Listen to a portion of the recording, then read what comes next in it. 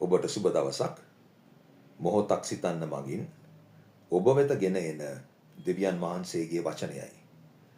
දෙවියන් වහන්සේ ඔබව දකින ආකාරයටම ඔබව දකින්න. පවුල්තුමා සභාවට පෙරපුහුණුවක් ලබා දෙනවා තමා ගැන ධනාත්මක ලෙස දකින පිණිස.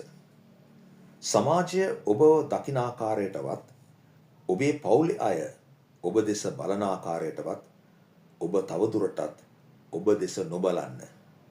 ඒ පැරණි මිනිසා, ඒ පරාජිත මිනිසා, අසාර්ථක මිනිසා, දුර්වල දරදඬු මිනිසා මියගොස් කුරුසියේ එන ගැසී අවසන්.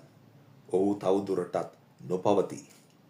2 කොරින්ති 3 වෙනි පරිච්ඡේදයේ 18 වෙනි පදයේ පවුල්තුමා මෙසේ පවසනවා. අපි සියල්ලෝද මෝන වැස්මක් නැතුව ස්වාමීන් වහන්සේගේ තේජස කැඩපතකින් මෙන් දක්වමින් ආත්මයන්න් වහන්සේ වන ස්වාමීන් වහන්සේ කෙරෙන් තේජසින් තේජසට එම ස්වරූපයට වෙනස් කරනු ලැබමුව කියා. තේජසින් තේජසට එම ස්වරූපයට අපව වෙනස් කිරීමයි ශුද්ධාත්ම දෙවියන් වහන්සේගේ කර්තව්‍ය. එම නිසා ඒ පැරණි මිනිසාගේ මෝන වැස්ම ඉවතට ගන්න. ඔබ ඉවත් වෙන්න. ඔබ තවදුරටත් පරාජිතයෙක් නොව ඔබ ක්‍රිස්තුස් යේසුස් වහන්සේ තුල ජයග්‍රාහිකයෙක්. ඔබ ශූරයෙක්. ඔව්, ජීවිතේ මුහුණ දීමට අභියෝග බොහෝමයක් තිබෙනවා. නමුත් ඒන් අදහස් වන්නේ නැහැ ඔබ පරාජිතයෙක් බව. හොඳම උදාහරණය නම් ඊශ්‍රායලය. දෙවියන් වහන්සේ පොරොන්දු වුණේ කිරියෙන් පැණියෙන් ඉතිරෙන දේශයක්. නමුත් අදටත් ඊශ්‍රායලයට තම පොරොන්දු දේශය ආරක්ෂා කර ගැනීම සඳහා සටන් කිරීමට අවශ්‍ය වී තිබෙනවා. ඔවුන්ගේ සටන අතහැර දැමීමෙන් වළක්වන්නේ කුමක්ද?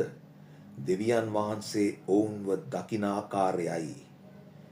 එහෙමනම් අද අපට අවශ්‍ය වන්නේ එවැනි මානසිකත්වයක්, වෙනස් වුණු මානසිකත්වයක්. ඔබ දෙවියන් වහන්සේගේ පුත්‍රයෙක්, ක්‍රිස්තුස් වහන්සේ හා සමග හවුල් උරුමකාරයෙක්. ක්‍රිස්තුස් යේසුස් වහන්සේ ඔබේ පොරොන්දු දේශයයි. ඒ පැරණි මිනිසාගේ මෝන වැස්ම ඉවතටගෙන ස්වාමීන් වහන්සේගේ තේජසින් තේජසට එම ස්වරූපයට අපි වෙනස් නොවුනොත් කිරියෙන් පැණියෙන් ඉතිරෙන පොරොන්දු දේශය භුක්ති විඳින්න අපි අපොහොසත් වෙනවා. එමනම් දෙවියන් වහන්සේ ඔබව දකින ආකාරයටම ඔබව දකින්න ගන්න. ජේසු පිහිටයි. මම සහෝදර නෙවිල්.